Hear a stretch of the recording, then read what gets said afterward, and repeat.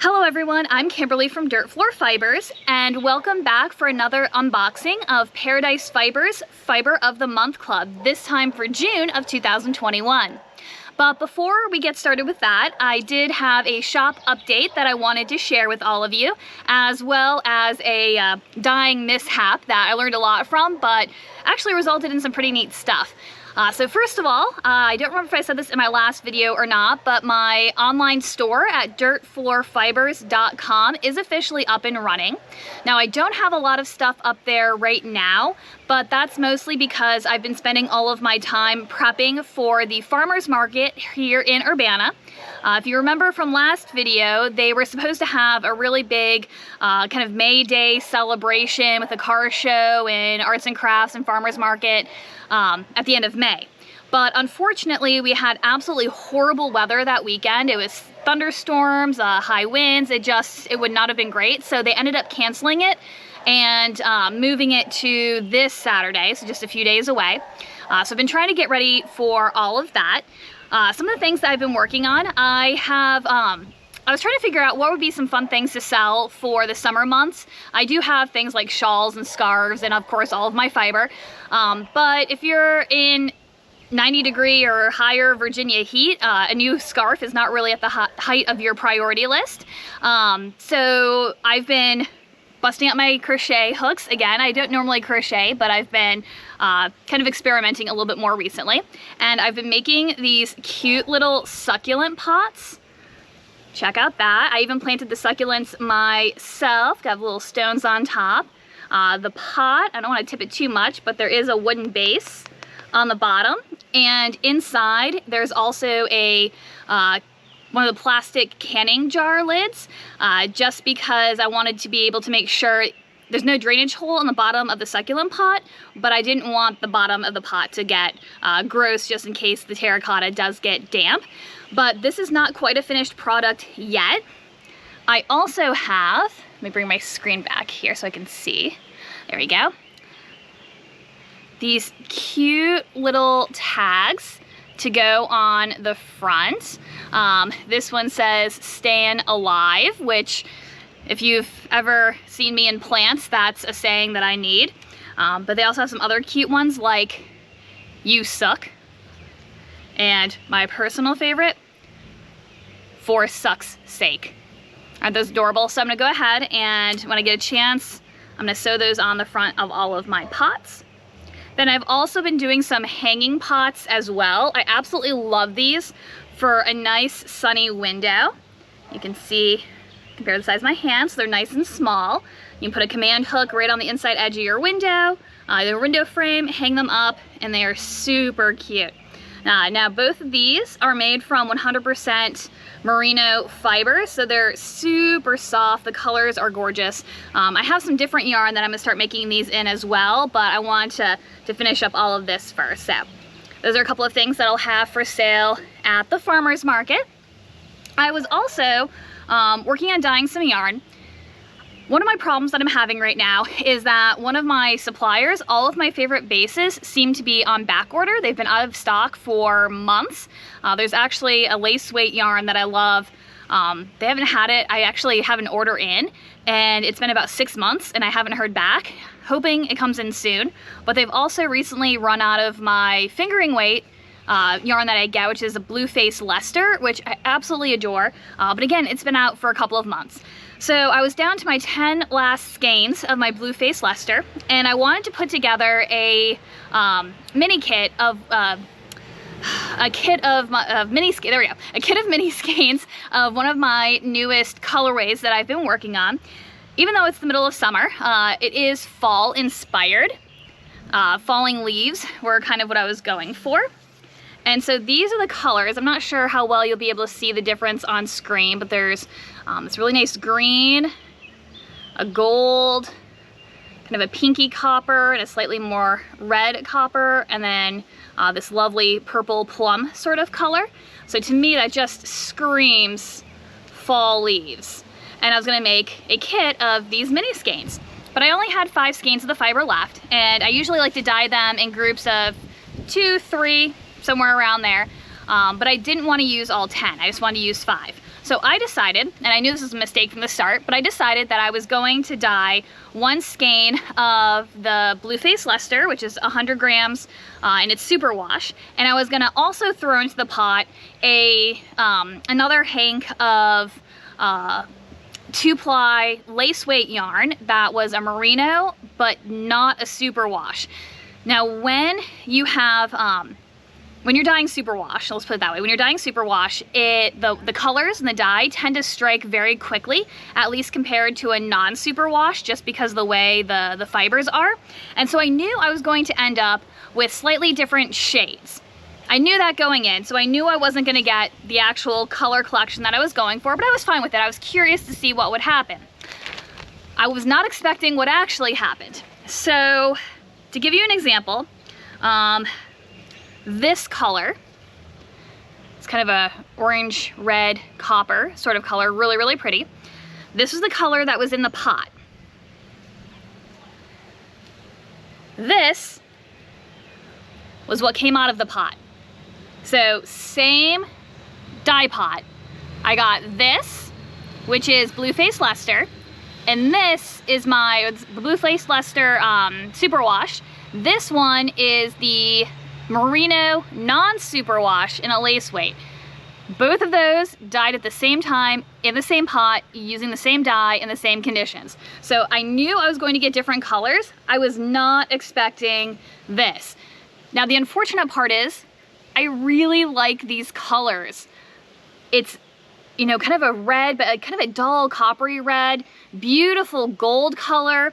And because the colors did strike at different times, this gold especially has little places where there's a little bit more red, had a little more blue strike right here. And so it's gonna make a really beautiful finished item. But unfortunately, I don't really have a way to reproduce these. So my best bet is if I do ever want to get these same colors again, to do the same combination of different yarns, but I'm not really sure that that's going to guarantee a result. I've done 4 of the colors. I still have the purple left to go just because I'm experimenting at this point. This one, I think, is the lighter kind of pinky copper color. And this is the result of that one. So again, you can see all of my superwash picked up the red really, really quickly, leaving the gold, the yellows, and the blues for my non-superwash. So really, really interesting to dump both of these into the dye pot and have them come out looking completely different. So that was my dyeing mishap, but I still kind of like the results that I got. So these will be for sale in Urbanna. June 12th, I think, is this Saturday. So if you stop by, you can definitely get your hands on these. And if not, I'll put them up in my shop, dirtfloorfibers.com, after the market is over. All right, so that's pretty much what I've been up to in terms of dyeing and crafting for the farmer's market. Now for the unboxing. So June's clue, let me grab my bag here. June's clue was all about color. And so when I got this in the mail, you can see that we are tie-dyed this month, so I am really excited to see what different colors I have to work with in here. Now, the first thing I noticed about this package is that it doesn't feel like normal. Usually the bulk of the bag is really squishy with some sort of fiber that's, it's been a long day, it's really hot here, excuse the terminology, but it's really like plushy and fluffy. But this bag feels a little bit different. I can still feel some sort of fiber right here, but the package is a lot more dense than usual. So I'm really, really curious to see what is inside of here. All right, so I've already gone ahead and opened the top, but I haven't looked inside, just because I always hate to have you guys watch me struggle opening packages. So we'll see what is inside of here. All right, let's start with the card as always. This is going to be fun. I've always wanted to do this, but I've never actually tried it. Apparently, this month is all about ice dyeing, featuring radiant silk and our new acid dyes. Oh, this is so exciting. All right, so it tells me that I'm so excited. This is the best package ever. Mulberry Silk Brick. I got a 4.2 ounce of a centuries-old luxury fiber. It does have mixed staple lengths, extra wide, thicker comb top that is easy to spread out in dye, wet felt, blend, or spin. Let's see, tips for spinning. Pre-draft by pulling into manageable strips, spin from the fold and let the silk flow from your hands. Refrain from pinching at the drafting triangle for an easier spinning experience. Apparently in my notions bag, we're going to get 3 Paradise Fibers fine acid dye powder pots. I didn't know they made their own acid fiber or acid dyes. I usually use the Jacquard, I think that's how you say it. Approximately 1.5 teaspoons each of magenta, yellow, and turquoise in color coordinating dye pots. I love that, so they've given us all the primary colors. Most of the things that I dye, I actually prefer mixing from my own primary colors, so it'll be a lot of fun. 1 snow cone vinyl sheep sticker, 14 rainbow lace, needle sizes up to 2.5 millimeters, rubber stitch markers in a clear pot, and 1 mango passion fruit stash tea. And again, it does have the reminder on here that if you are a member of this club, with the club code, you do get 10% off on fiber. So let's see, let's go ahead and read our card first. So it looks like that is what we are going for. All right. So it says, take on a new project this summer with our quick and easy ice dyeing tutorial featuring our new mixable acid dyes. Only 10 grams of this fine dye powder is needed to dye up all 2 pounds of fiber. No, to dye up to 2 pounds of fiber. I got really excited there for a moment. With 13 vibrant colors available, 3 of which are included in your package, a full spectrum of colors can be achieved under the right conditions. All 13 colors will be available to purchase on our website at the end of June. Also, it's new, so that's why I haven't seen them before. Club members can call or email to special order at any time.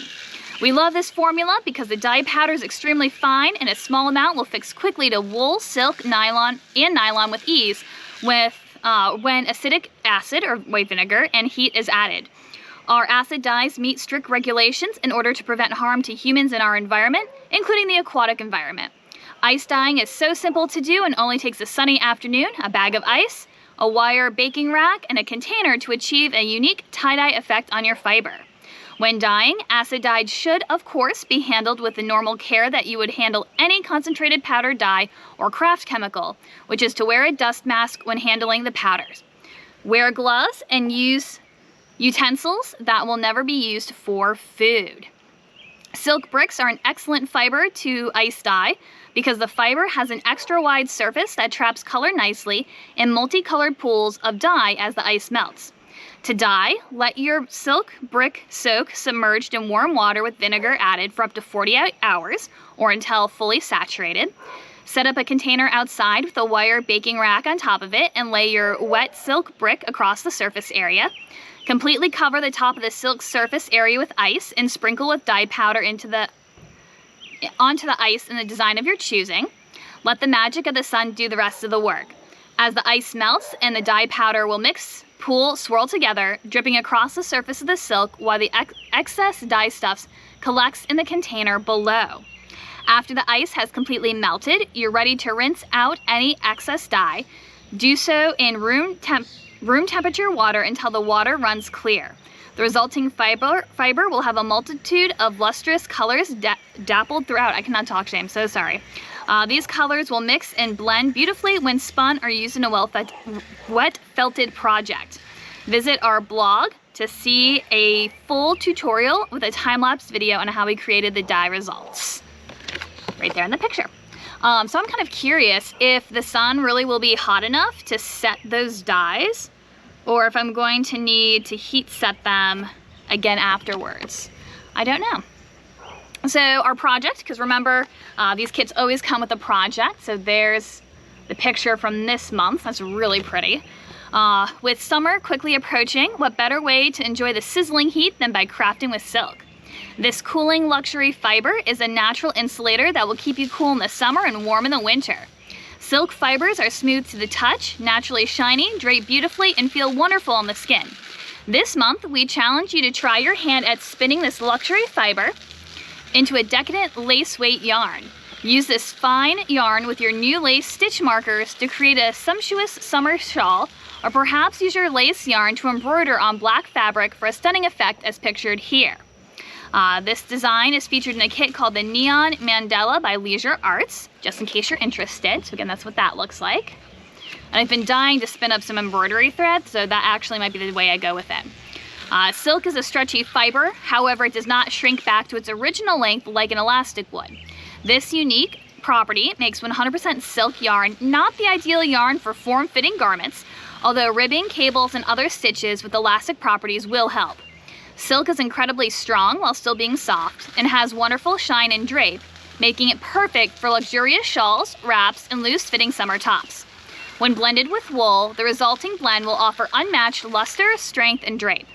Before spinning, ensure your hands are well exfoliated, moisturized, and free of any nicks from which the silk might stick, making spinning more difficult. So a little self-care first, love it. Due to its slippery nature, you will need to spin fast enough to add a lot of twist with minimal tension. Spinning the silk from the fold using a long draw technique will give you the control you need to comfortably spin the fiber. When using a wheel, it is ideal to use a lace flyer or high-speed flyer and bobbin to add more twist. Otherwise, you will have to treadle faster. When spinning on a spindle, it's best to use a medium to lightweight spindle. Draft back the fiber supply with your dominant hand while controlling the twist forward with your alternate hand. Keep your hands relaxed and allow the twist to travel without pinching it off. Trust the silk. Spin your silk fine and ply it onto itself to strengthen. For a heavier yarn, more plies are suggested instead of spinning bulkier singles. What will you create with your silk brick? Share your ideas on their Ravelry group. So again, ice dyeing, and then a little embroidery thread spinning. Super exciting. Okay, so let's actually get into the bag. So this must be our brick, which I was thinking felt super dense, and it really, really is. It's in a pretty satin bag this month instead of the organza like usual. Let's see if I can get this open. Oh, it is so soft. That is so pretty. It's just a nice creamy white color. Absolutely gorgeous. Ugh, I cannot wait to get this on the wheel. And I actually just got myself a new folding wheel that I'll be able to take to the farmer's market. It's a double treadle, so hopefully my leg doesn't get as tired anymore. This will be perfect to test out on that machine. All right, so that was the silk brick. And then grab our notions bag. See, we have a little bubble wrap in here again this month. Let's find out what it's protecting. Oh, I can hear all the dogs barking in the background. Oh, I see, there's a cat, so.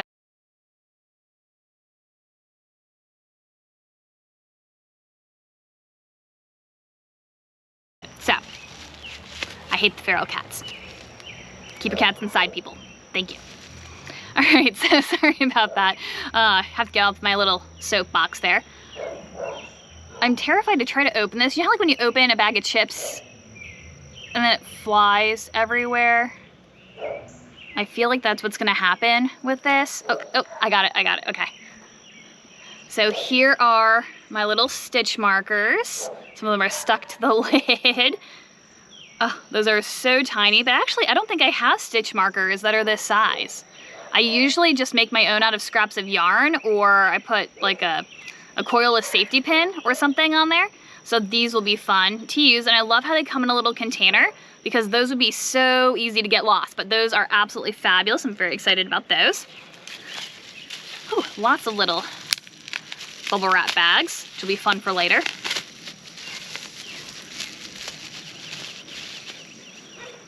Oh yeah, because here we have our dye powder. So that must be our yellow. If you can see it, it comes in a cute little container. And then looks like our magenta is up next.